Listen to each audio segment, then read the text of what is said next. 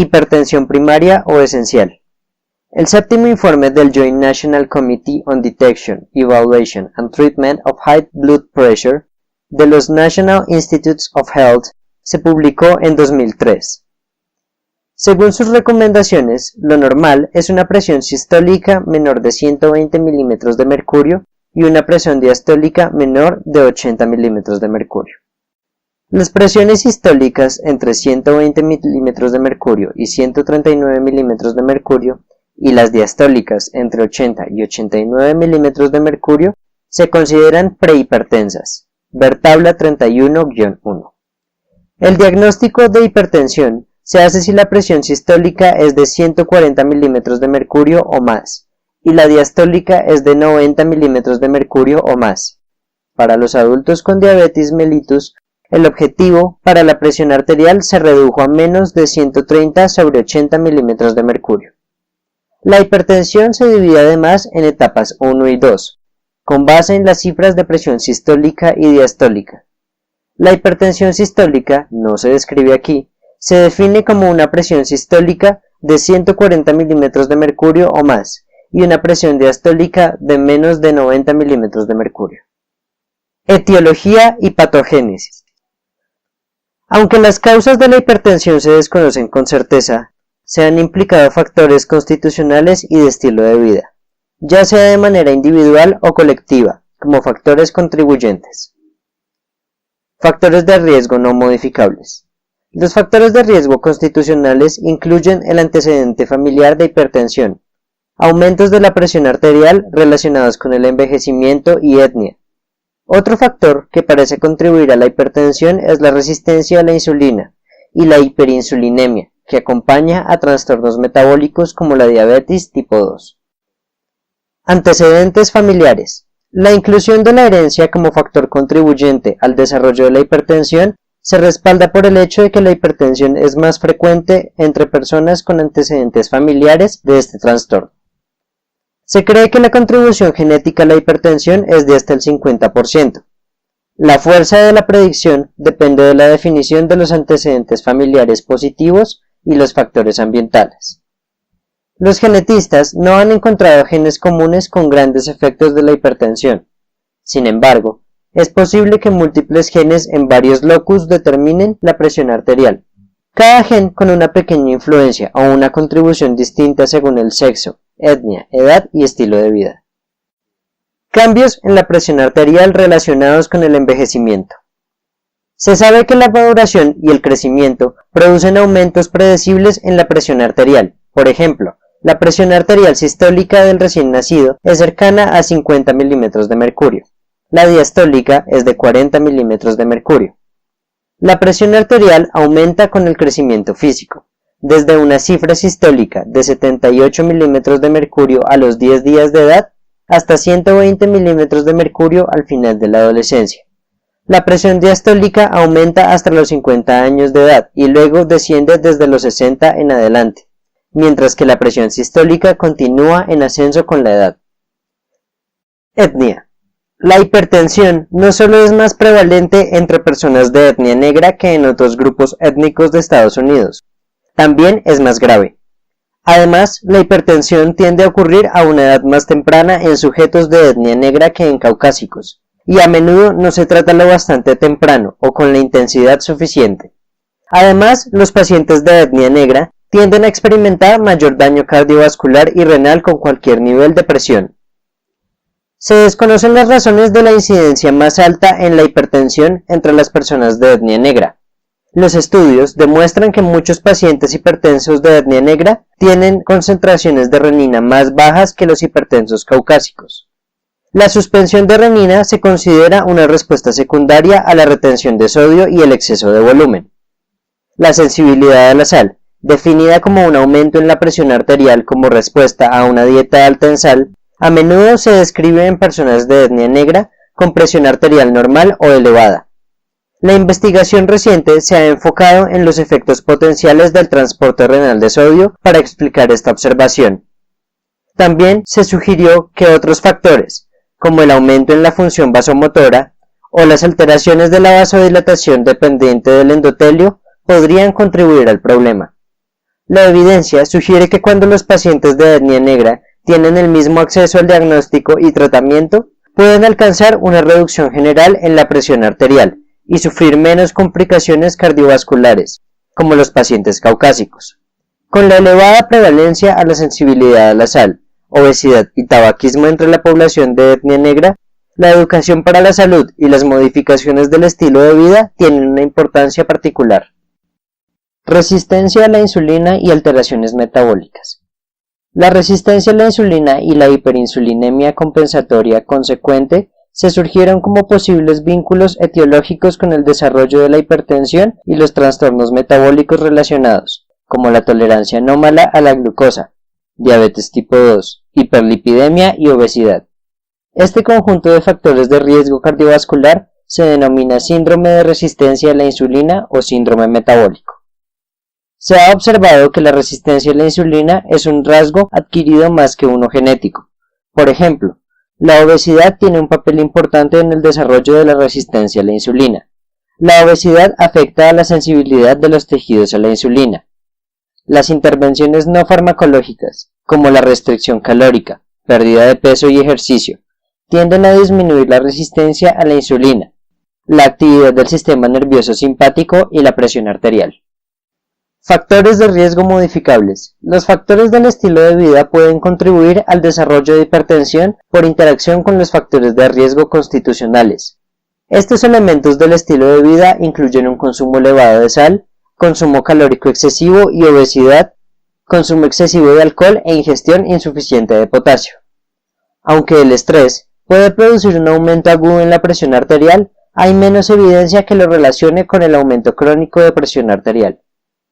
Aunque el tabaquismo y una dieta rica en grasas saturadas y colesterol no están identificados como factores de riesgo primarios para la hipertensión, son factores de riesgo independientes para la cardiopatía coronaria y deben evitarse.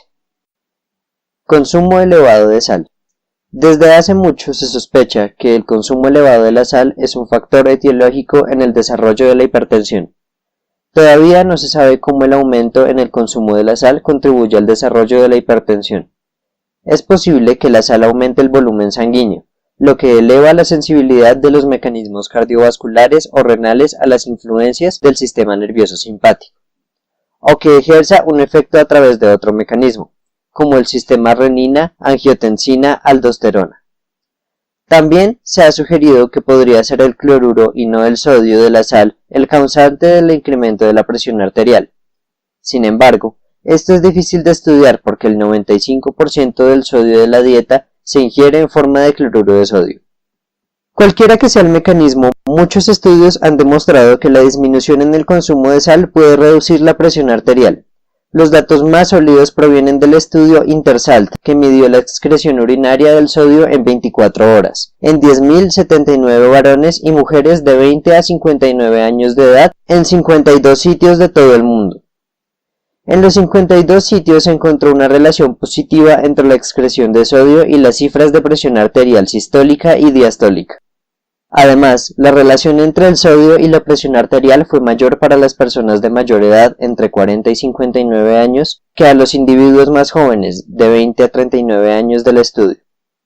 En la actualidad, la ingestión de sal entre los adultos de Estados Unidos y el Reino Unido promedia 9 gramos al día y una gran cantidad consume 12 gramos al día o más. Esto es mucho más que la ingestión máxima de 6 gramos al día para los adultos recomendada por la American Heart Association. Cerca del 75% del consumo de sal proviene de la que se agrega en el procesamiento o manufactura de alimentos. El 15% deriva de la adición discrecional durante la preparación y en la mesa, y el 10% proviene del contenido natural de sodio de los alimentos. La Dietary Approaches to Stop Hypertension, DASH por sus siglas, es un plan nutricional que hace énfasis en las frutas vertidas, productos lácteos bajos en grasa, cereales integrales, pollo, pescado, nueces, y es reducida en grasa, carnes rojas, dulces y bebidas con azúcar. Los resultados de los estudios que emplean la dieta DASH muestran los descensos significativos en las cifras de presión arterial sistólica y diastólica. Obesidad. La prevalencia de obesidad en Estados Unidos crece a un ritmo alarmante. El exceso de peso a menudo se relaciona con hipertensión. La pérdida de tan solo 4,5 kilogramos puede acompañarse de un descenso en la presión arterial de un alto porcentaje en personas con sobrepeso e hipertensión.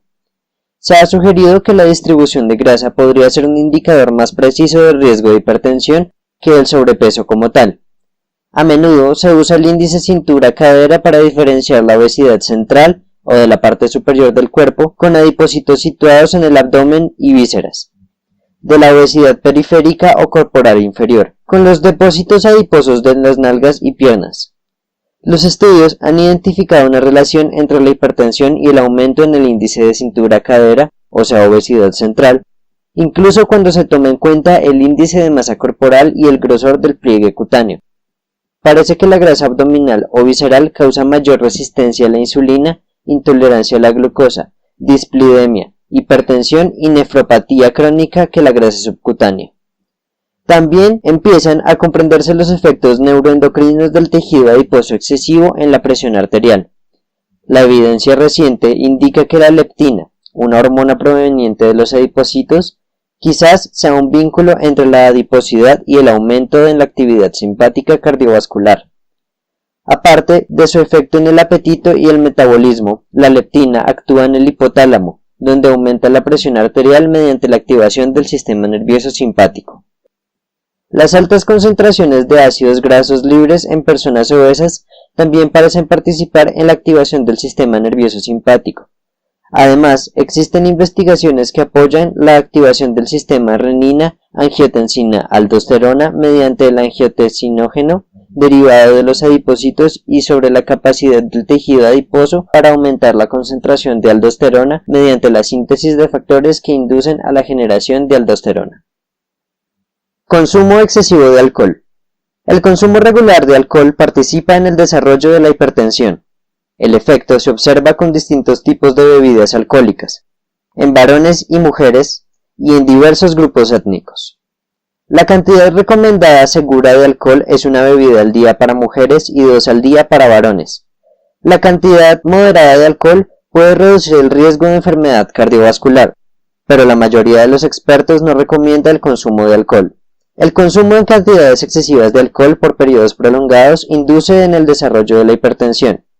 Sin embargo, la presión arterial puede mejorar o regresar a la normalidad cuando se reduce o elimina la ingestión de alcohol. Se desconoce el mecanismo por el que el alcohol ejerce su efecto en la presión arterial.